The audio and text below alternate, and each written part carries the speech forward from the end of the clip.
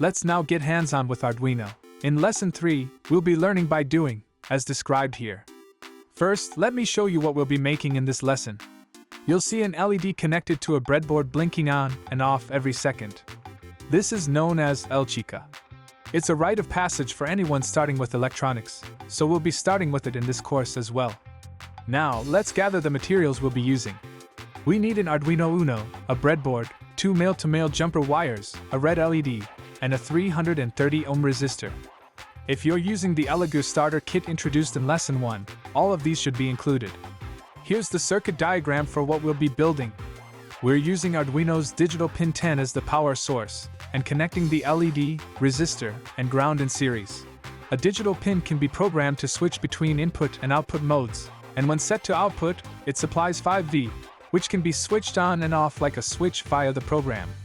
To achieve the blinking effect, we'll be switching this switch at regular intervals. It's essential to include a resistor with the LED, as it prevents too much current from flowing, which could damage both the Arduino and the LED. The resistance value was calculated using Ohm's law. Here, we aim to allow about 10 milliamperes of current, which would theoretically require a 300 ohm resistor. Since we didn't have one of that exact value, we're using a close alternative, 330 ohms. Next, let's connect the circuit using the breadboard. The breadboard is an essential tool for quickly and easily creating circuits. The rows on the outer edges, marked with blue and red lines, are connected vertically, while the inner holes are connected horizontally. Remember that LEDs have polarity. The longer leg is the anode and the shorter one is the cathode. Current only flows from the anode to the cathode, so be careful of the direction. Resistors, on the other hand, have no polarity, so their direction doesn't matter. Also, if the legs of the components are left long, they can easily wobble and may cause short circuits, so try to trim them as much as possible. Keep these points in mind as you refer to the breadboard diagram to build your circuit. Now the circuit is complete. Once the circuit is ready, we'll move on to programming. In the program, you'll notice two main blocks called void setup and void loop. These are called functions, which are like containers for your code. In Arduino, there are two pre-built functions commonly used in electronics projects: setup, which runs only once when Arduino starts up, and loop, which runs repeatedly after setup is complete. Typically, initial settings are written in setup, and the main process is written in loop. Programs are executed from the top line down. Lines that begin with 2 slashes are comments, which are like notes for the person writing the program. It's easy to forget what you wrote after just a few days, so make sure to leave comments to help you remember. Let's write the program.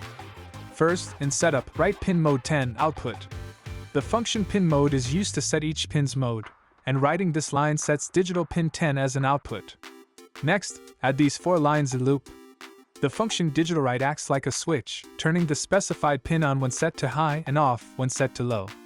The function delay specifies how many milliseconds to wait before moving to the next instruction. Here, we're setting it to 1000 milliseconds, which means a 1-second wait. Finally, select the lines of code and press the Tab key to tidy up the appearance. Arduino comes with many convenient pre-built functions that you can freely use. Also, remember to end each line with a semicolon, as it's a rule. Once you're done, go to the menu bar and select File Save As to save the file for now. Finally, let's upload the program to Arduino. As a preparatory step, go to the menu bar, select Tools, Board, and choose Arduino Uno. Then under Port, select the port with Arduino Uno written next to it. If you don't see the Arduino name here, there might be a connection issue with the cable. Next, press the Upload button on the toolbar. If there are no errors in the program, it will automatically start the upload process. After a few seconds, the upload is complete, and you should see the LED blinking every second. That's all for this session. Try changing the blinking interval to see which part of the code you need to adjust. Once you've done that, let's move on to the next lesson. That's it for now.